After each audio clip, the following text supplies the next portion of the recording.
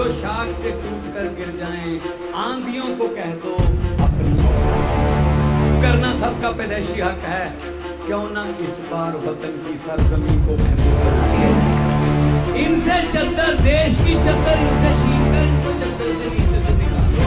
देखना इंसाफ कैसे होता है। आगे बदल दो, जो लूट रहा है उसको बदल दो, जो खराब है उसको बदल दो। ये लगता था इनको फांसी देने से, लेकिन फांसी शरीरों को दी, उनके विचारों को भी नहीं। विचार देता है कि भाई साहब, विचार किसी भी उम्र में आ सकते हैं। भगत सिंह 17 साल की उम्र में घर से निकले थे और 23 साल की उम्र में फांसी हो गई, लेकिन 6 साल में उनकी बौद्धिकता अगर देखोगे, पढ़ोगे तो पता चलेगा क्या आदमी थे वो, क्या लोग थे वो। राजगुरु, सुखदेव, भगत सिंह, लाला लाजपत राय, बुकटेश्वर दत्त, राम प्रसाद बिस्मिल, चंद्रशेखर आजाद, क्या लोग थे वो। उन्होंने अपने सपनों की आजादी ये तो नहीं सोची थी जो आजकल है, ये तो उनके सपनों की आजादी नहीं है। शहीद आजम भगत सिंह जी को कभी भी ये चिंता नहीं थी कि आजादी आएगी या नहीं। वो कहते थे आजादी तो आके रहेगी, आजादी तो मिलेगी। चिंता सिर्फ एक बात की थी, जो चिंता बिल्कुल सही निकली। चिंता उनको ये थी कि आजादी के बाद ये देश कौन से हाथों में जाएगा, और वो चिंता उनकी सही निकली। 75 साल हो गए भाई साहब, अभी सीवरेज, गलियां, नालियां, छप्पड़, टोबे अभी वहीं रुके हुए हैं। 75 साल हो गए। और बड़े साहब हैं वो, उनको ये लगता है जब से मैंने ओथ लिया देश तब से आजाद हुआ है। वो 6 साल वाजपेयी वाले भी खा जाते हैं बीच में ही, उनमें भी कह देते हैं 70 साल से कुछ नहीं किया। ऐसा नहीं होता। जो सिकंदर था वो जीतना शुरू कर चुका था 18 साल की उम्र में, जीत कर आगे चला जाता था। अगले राजे को जीतता था फिर आगे चला जाता था। ये बात मैंने लोकसभा में बोली थी। अगले जीतता चला गया। क्या गलती हुई? एक बहुत बड़ी गलती कर गया सिकंदर, जो आजकल बड़े साहब कर रहे हैं। जीतते तो चले गए, जैसे कोई स्टेट अगर नहीं जीती तो छीन भी लेते हैं, इधर से उधर से खरीद के। जीतते और छीनते तो चले गए सिकंदर की तरह, वापस जाना भूल गए भाई साहब। जब वापसी का टूर निकला सभी राजे खड़े थे, आजा जाएगा कहां। तो इसीलिए हम कहते हैं हंकार नहीं करना चाहिए। 2 बार जीत गए फिर क्या होगा, वापस भी जाना होता है, लोगों को हिसाब भी देना होता है। 130 करोड़ जनता हिसाब मांगेगी। हंकार नहीं करना चाहिए।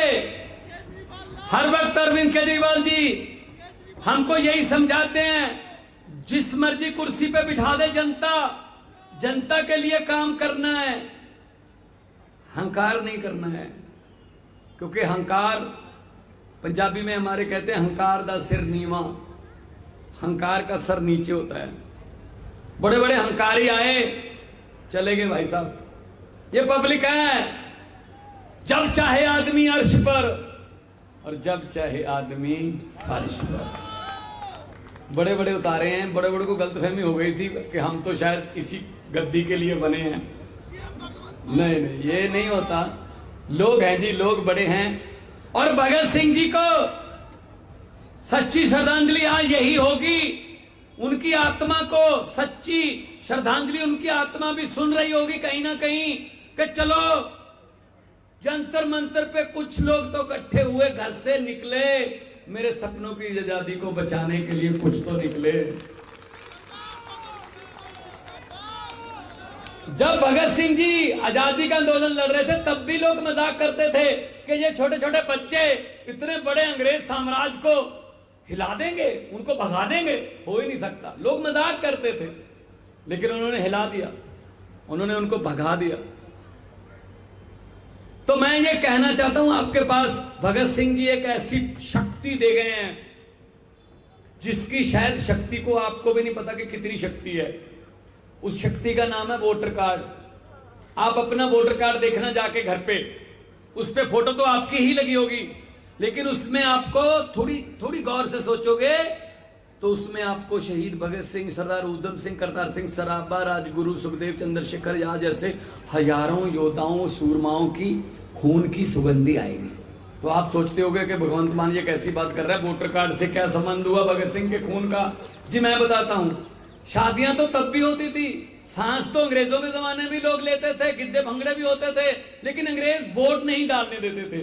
भगत सिंह जी की लड़ाई यही थी अंग्रेजों के साथ कि आप जाइए, ये हमारा देश है, हम अपने नेता खुद चुनेंगे, हम अपने लीडर अपने आप चुनेंगे, हम अपने वोट से, लोकतंत्र डेमोक्रेसी से हम अपने लोग चुनेंगे, अपने नेता चुनेंगे। तो इसी चक्कर में उनको फांसी दे दी गई। लेकिन उसके बाद देश आजाद हो गया।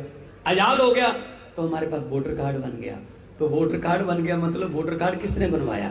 शहीद आजम भगत सिंह जैसे हजारों योद्धाओं ने अपना खून दे के ये वोटर कार्ड बनाया है। बड़ा दुख होता है जब पता चलता है इस मोहल्ले में जी वोटर कार्ड 2000 में बिकता है, इस मोहल्ले में तो दारू बांट दो जी 4 पेटियां, तो वोटर कार्ड जहां मर्जी ले जाओ। बड़ा दुख होता है। मैं कहता हूं उसकी कीमत पहचानो, भले ही हमको ना डालो लेकिन अपनी मर्जी से तो डालो। कम से कम जब आप वोट का कोई सौदा करते हो 2000 में, 5000 में या किसी लालच में आकर, तो वो वोट का सौदा नहीं होता, वो शहीद आजम भगत सिंह जैसे हजारों योद्धाओं के खून का सस्ता सौदा होता है। खून का सस्ता सौदा मत करो। उन्होंने बहुत बड़ा हथियार दे दिया, वो वोट डाल के बदल दो, जो लूट रहा है उसको बदल दो, जो खराब है उसको बदल दो, आपके पास चांस मिल गया। अब भगत सिंह ने कहा था कि क्रांति के लिए हर बार बंदूक उठानी नहीं पड़ती, क्रांति के लिए किताबें भी होती हैं। हम लोगों ने भगत सिंह की ऐसी इमेज बना दी है, शायद वो एक लड़ाका नौजवान था लेकिन उनके हाथ में किताबें भी थी। ये भी सोचो, कभी किताब वाली फोटो देखना, कभी आप पढ़ना कि भगत सिंह क्या क्या किताबें, कौन सी किताबें पढ़ते थे और क्या लिखते थे। उनको जब कहा गया शादी करनी है तेरी, तो भगत सिंह ने कहा, उस दिन मंगना था, मंगनी थी उस दिन जिस दिन भागे थे, तो उन्होंने कहा इश्क करना सबका पैदाइशी हक है, इश्क करना सबका पैदाइशी हक है, क्यों ना इस बार वतन की सरजमी को महबूब बना लिया जाए। जो वतन की सरजमी को, जो देश की धरती को महबूब बनाने वाले लोग थे, उन क्या लोग थे। तो उनके सपनों की आजादी, ये चंद जो नफरत फैलाने वाले उस आजादी का गलत इस्तेमाल करें, ये हमें बर्दाश्त नहीं है। हमने कुछ नहीं बनना जी। जितने भी बैठे हैं नॉन पॉलिटिकल बैकग्राउंड वाले बैठे हैं, कोई अफसर था इनकम टैक्स में, कोई अपना एनजीओ चला रहा था, कोई आईएएस की तैयारी कर रहा था, मैं फेमस कलाकार था, वकील थे, कोई डॉक्टर थे, सब अपनी अपनी जगह काम पे लगे हुए थे। इसी जंतर मंतर पे आए कि भाई साहब भ्रष्टाचार के खिलाफ कोई कानून तो बना दो। तो यहाँ मजाक सुनना पड़ता था उनका, ऐसे सड़क पर बैठकर कानून नहीं बनते। अगर इतना ही शौक है कानून बदलने का, भ्रष्टाचार हटाने का, चुन कर आइए। सड़क पर बैठकर नहीं होगा, चुन कर आइए। देखो भगवान की लीला, एक आदमी को झाड़ू देकर भेजा, झाड़ू ने ऐसी सफाई की कि हम चुनकर आ गए, वो सड़कों पर बैठे। ये फर्क है। अभी हम क्यों कह रहे हैं, हमारा क्या लेना देना, मोदी जी हटाओ या किसी और को हटाओ, हम क्यों कह रहे हैं? हमारी कोई उनसे कोई दुश्मनी थोड़ी है, पर्सनली कोई दुश्मनी थोड़ी है कि मोदी हटाओ देश बचाओ। हमें तो दिक्कत यह है कि हमारे सामने हमारा देश बिक रहा है। तो आने वाली पीढ़ी हमसे पूछेंगी, भाई जब देश बिक रहा था तुम क्या कर रहे थे? कम से कम हम जितने लोग आए हैं, ये अगली पीढ़ी को आंखों में आंखें डालकर तो कह सकते हैं, जिस दिन जब देश बिक रहा था हम आवाज तो उठा रहे थे ना। सूरज ने डूबने से पहले पूछा कोई है जो मेरी जगह लेगा? तो एक छोटे से दिए ने कहा मैं कोशिश करके देखूंगा। कोशिश तो करिए ना, कोशिश तो करनी बनती है ना। एक जंगल में आग लग गई, पूरे जंगल में आग फैल गई, सब जानवर भाग गए। एक छोटी चिड़िया थी, चोंच में थोड़ा पानी भर के आग पर फेंकती, फिर जाती, फिर चोंच भर के लाती पानी की, फिर आग पर फेंकती। फिर जब 10-15 बार ऐसा किया, दूसरे जानवर हंसने लगे। अरे भोली चिड़िया, ये तेरी गलतफहमी है, तेरी चोंच के पानी से जंगल की आग नहीं बुझेगी। भाग जा।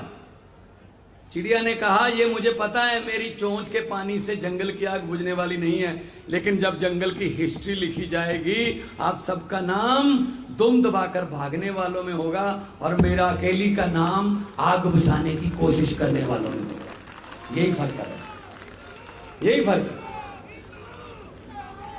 तो क्यों कह रहे हैं हम?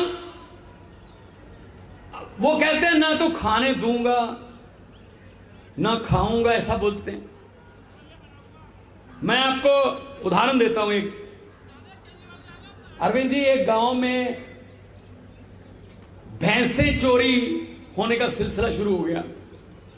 लोगों की दूध देने वाली भैंसें चोरी हो जाती थी।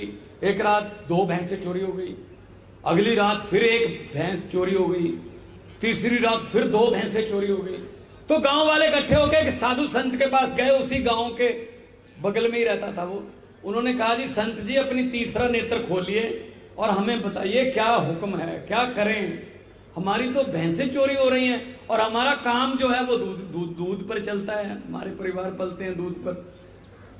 तो उन्होंने, जो संत महात्मा थे, उन्होंने कहा एक चद्दर तान लेना,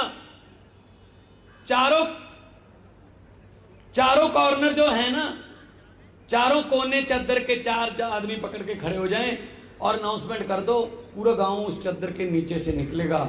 निकालते जाना, निकालते जाना, जिसने भी भैंसें चोरी की होंगी, जैसे भी चद्दर से नीचे से निकलेगा, तुरंत निकलने के बाद वो मर जाएगा।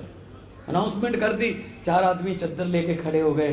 भाई साहब, पूरा गांव निकल गया, बच्चे भी निकल गए, बूढ़े भी निकल गए, नौजवान भी, और साथ में औरतें भी, महिलाएं भी, सब निकल गए। कोई नहीं मरा।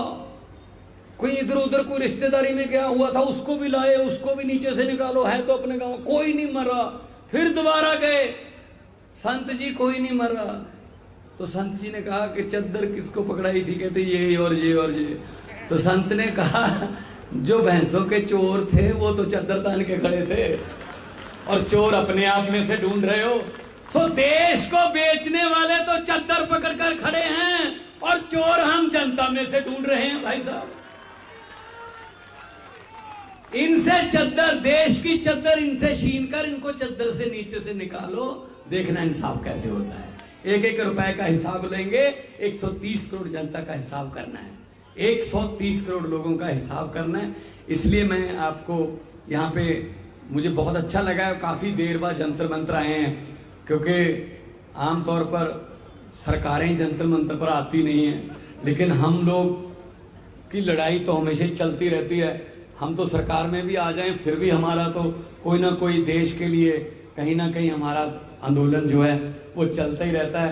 तो ये धरती जो है वो ऐसी है जहाँ जो सच्चे दिल से यहाँ पर आके दिल से आवाज़ लगाए देश के लिए, तो भगवान परमात्मा सुनता है। हालांकि ये मेला लगा हुआ है जंतर मंत्र पे, पीछे देख लेना, कोई किसानों का वो बैठे हैं, किसानों के जो आत्महत्याएं कर ली, किसी कोई कुछ अपना मांग लेकर बैठा है। लेकिन हम यहाँ एक बड़े मिशन के लिए आए हैं और मैं यही बात कहूँगा कि देखो, आज राहुल गांधी को 2 साल की सजा, साथ में जमानत, और सत्येंद्र जैन को और सिसोदिया को अभी जुर्म भी तय नहीं हुए, सीधा जेल। यही तो फर्क है ना। फिर यही तो पक्का पता चलता है ना कि उनको ऐसे रखते हैं जैसे वो मतलब बहुत बड़े नेता हों, और हमको कुछ समझते नहीं है। कोई बात नहीं, हम तो नेता है भी नहीं, हमको तो बुलाने वाले तुम लोग हो। हम वो पत्ते नहीं जो शाख से टूटकर गिर जाएं। हम वो पत्ते नहीं जो शाख से टूटकर गिर जाएं। आंधियों को कह दो अपनी औकात में रहें।